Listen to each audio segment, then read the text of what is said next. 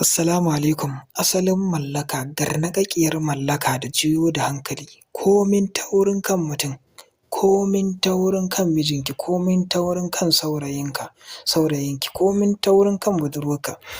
Assalamu alaikum warahmatullahi ta'ala wabarakatuh. A'udhu billahi as-sami'ul alim minash shaitanir la'inir rajim. Bismillahir rahmanir rahim. Al'ummar musulmi na faɗin duniya, musamman mutanen kamar Togo, Algeria, Mali, Burkina Faso, South Africa, Abu Dhabi, Qatar da sauran ƙasashe. Ina muku fatan alkhairi, ina ƙara alfahari da masoya, magoya baya masu son ayyukana da nake ganin kuna min subscribing, sannan kuna yin sharing ɗin ayyukana insha Allahu, kuna kuma kirana domin samun ƙarin bayani tattare da wani aiki da na bayar insha Allahu. To alhamdulillahi a yau ma ga wani sirri, garnaƙaƙin aikin sirrin mallaka da juyo da hankali.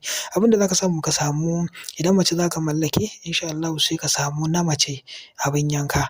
Idan kuma namiji za ki mallaka sai ki samu namiji abin yanka da izinin Allah.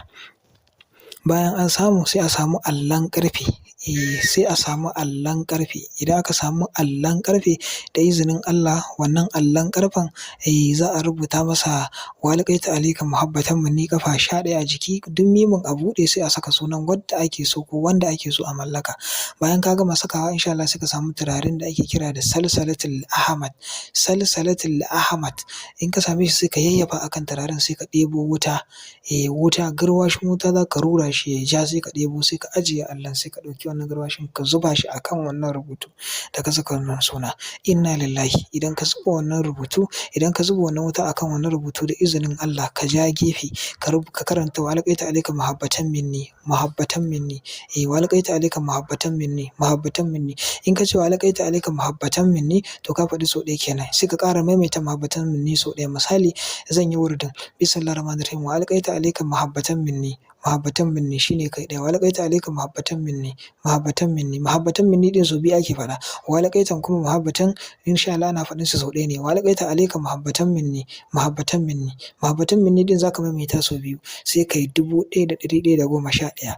Kana kammalawa ka ɗauki wannan abin yanka ka yanka shi, ka rarraba naman shi kawai a yi sadaka da izinin Allah. Da izinin Allah subhanahu wa ta'ala 24 hours ba zai ba sai ya dawo gare ka duk inda ya je, kai ko ƙasa ya bari in dai yana raye ba mutuwa ya ba da izinin Allah. Ka mallake shi kenan, komin taurin kansa, komin taurin kansa insha Allah ka mallake shi, kin mallake shi, ka mallake ta da izinin Allah. Dan Allah a daure a subscribe a sharing domin samun ƙarin bayani. Kai magana a ɗaya WhatsApp, in ka ji ba amsa ba sai kai magana a ɗaya number, kai duka ma kai magana insha Allah, number ɗaya ce duka kai magana. Duka insha Allah za ka iya samun amsa da izinin Allah subhanahu wa ta'ala.